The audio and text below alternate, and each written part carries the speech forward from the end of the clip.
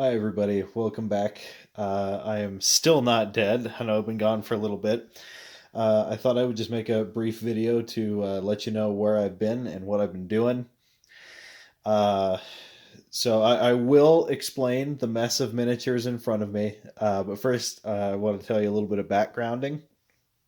I mentioned in an earlier video that I was changing my career. Um, but I failed to mention what to. I was trying to get into a class to get my commercial driver's license. And if you don't know what that is, it just means you'll be able to drive like trucks, like semis and stuff like that. So I, I was going to class. I was getting ready to take the final test, and the test goes in three parts. There's like a pre-trip, then there is a backing test, and then there's a road test. So it's those three things that I really want to talk about and that will explain this mess in front of me. So I've always been of the personality that I get extremely worked up, especially when you put that kind of financial investment into going to school and learning how to do a thing. And, you don't want to mess that up, right? So I got really stressed out, and when I'm stressed out, I'm useless. I can do very, very few things, and one of those things that I can do very little of is make videos. Although I did try. I attempted to make the Merkborg video that I said I was going to do, and I got most of the way through it. I was absentmindedly removing stuff from my phone and deleted all my footage. So instead of showing you an awesome Merkborg video where we explore a haunted mansion, I instead have to show you this. So what you're seeing in front of you is a Beastman list for one-page rules, or Age of Sigmar if you want. One of the few things I can actually do when I'm so stressed out is actually build and paint and base models. It takes my mind off of stuff, and as you can see, I can get through quite a bit of it in a very short amount of time. Seeing as it's essentially one of the two things I can do, three if you count sitting around and worrying. So I figured I would show you the one thing I was been productive at. Oh, by the way, in case you're wondering, yes, I did manage to get through the test. So I have uh, I have a bright new career in front of me of driving trucks, and that's going to be really fun. So I figured I'd just go through and show you all this stuff I did. I've had a lot of these guys for a while and just got around to painting them and basing them as I don't know, flipped out, I guess. This isn't even all of it, actually. There are 40 gores behind me. Gores are like basic Beastman infantry, if you don't know what they are. There are like 40 of them behind me on the workbench that aren't quite done. But this is most everything I got done. A couple of things were already finished. Um, but I figure I'd just show you some of my favorites. So, what drew me to the Beastmen in the first place was actually their aesthetic. I like the idea of crazy feral animal people that look like goats running out of the woods with a bunch of axes and hacking stuff up. They're really cool, and the guy at the local game store warned me, "Hey, dude, Beasts of Chaos, they're not very good. Um, you should really consider something like Skaven or something." I was like, well, these guys look cool. How bad can it be?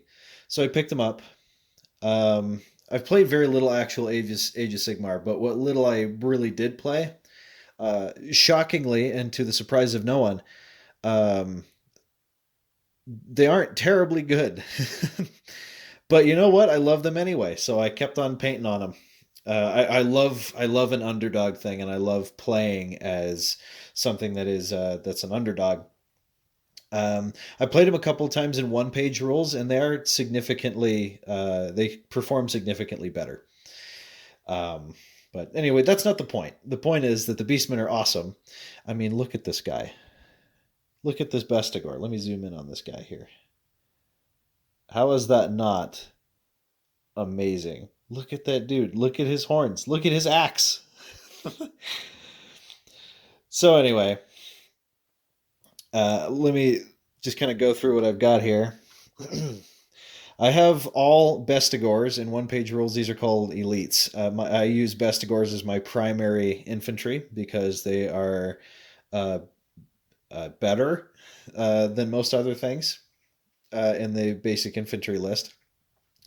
I like them because they have a lot of rend and AP, and that they look really, really cool in their armor.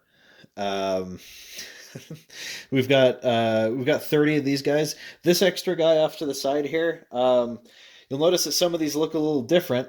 10 of these are actually old Khorngor models um, from old Warhammer Fantasy.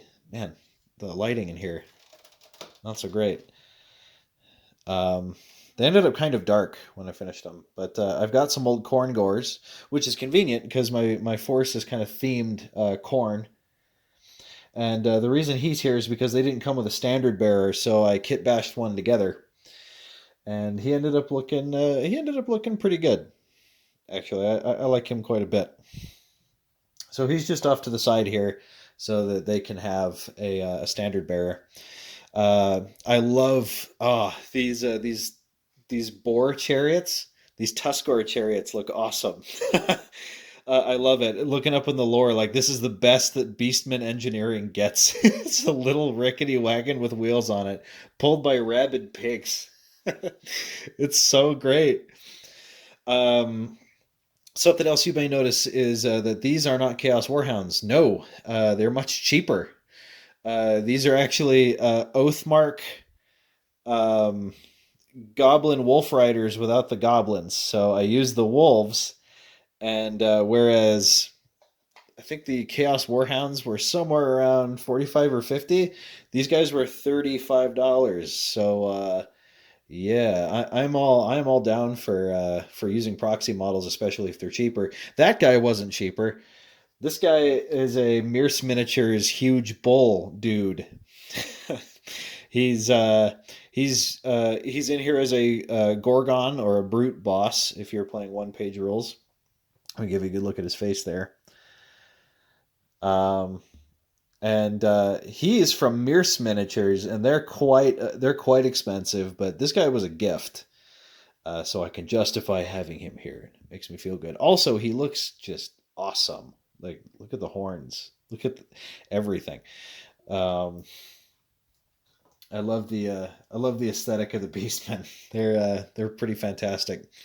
So my typical loadout is I will have a Beast Lord, which is actually one of the old drivers from the Tuscarora chariots that I kit bashed to look really cool. I really like this model.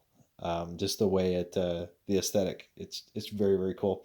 Normally, in his left hand there, he's carrying a severed elf head, but I kit bashed a big old axe. So now he's dual wielding axes that are way too big to be dual wielded. But you know what? He can do it because he worships Khorne, and Khorne will let him do that.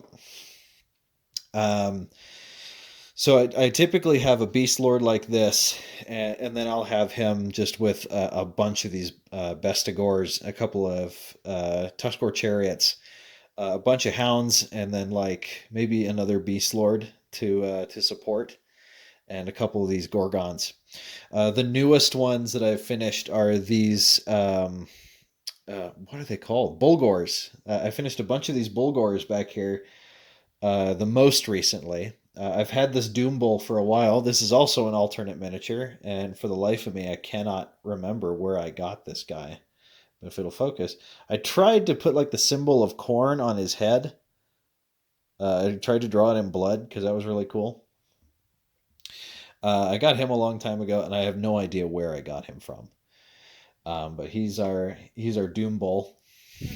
I haven't tried him as the general yet. Um, but the reason there's only one standard and one musician is because I kind of wanted to field these guys all as one giant Murder Cow Death Bus. So I liked the idea of just a big pile of minotaurs. And then this guy here, this guy's actually for one page rules specifically, because one of the upgrades that a beast lord can take is to have a beast companion. So what I did is whoa, I actually took a Fenrisian wolf and I based him on the same base as a beast lord. Whoa, focus.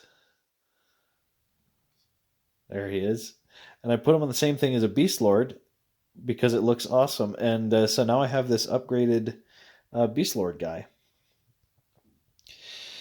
Um, and that's oh no, we are committing a little bit of Khornate heresy because we actually have a shaman. Don't tell Khorne. Uh, Actually, I don't see what the big deal is anyway. Because shaman always struck me as more of like a priestly role. You know what I'm saying? Like, how come the Blades of Khorne get priests, but the Beastmen don't have any priests? So whatever. He's a shaman of Khorne because that works. It doesn't, but I wish it did. In one page rules, I bring him along because it's cool to have somebody who can shut down spells. Magic is not typically a Beastman focus. Oh, no, that's not true. The Gave Spawn, they have lots of shamans, don't they? I'm pretty rusty on the lore, as you might be able to tell if you're a Warhammer person. But yes, this is what I've been doing. I'm kind of salty about all my Merkborg footage going away, and I'm not sure I want to redo all that. So what I think is probably going to happen is my next video. I think I'm just going to continue doing. I'm going to do delving deeper. Feels bad. Feels bad. I hate to be that guy that's just like, nope, I give up. I throw in the towel. But I mean, if I'm being honest, my own personal opinion, having played it literally for the first time uh, a few days ago, I'm this is going to sound bad, but I'm not really a fan of the Merkborg system. I thought it'd be more fun than it was, and I can't even really determine why. It just didn't really strike a chord with me. You guys ever get that? Like you're like, man, this system or this game is going to be super cool, and then you actually play it, and it's like, not into that. So yeah, we're going to be going back to delving deeper. I'm really sorry. I thought I was going to do like a 100 subscriber thing, but I'm not that cool. But we'll see you next time. Thanks for taking a look at my Beastmen. They're probably going to appear in battle reports in the future. I've now got two large fantasy factions. The other one is the Vampiric Undead. And I've already done a couple of test games using AI rules. So expect to see Vampiric Undead versus Beastmen in the very near future. All right. Sorry to keep you guys waiting on videos. It's just been a little crazy, but we're getting back on track, and we'll see you next time.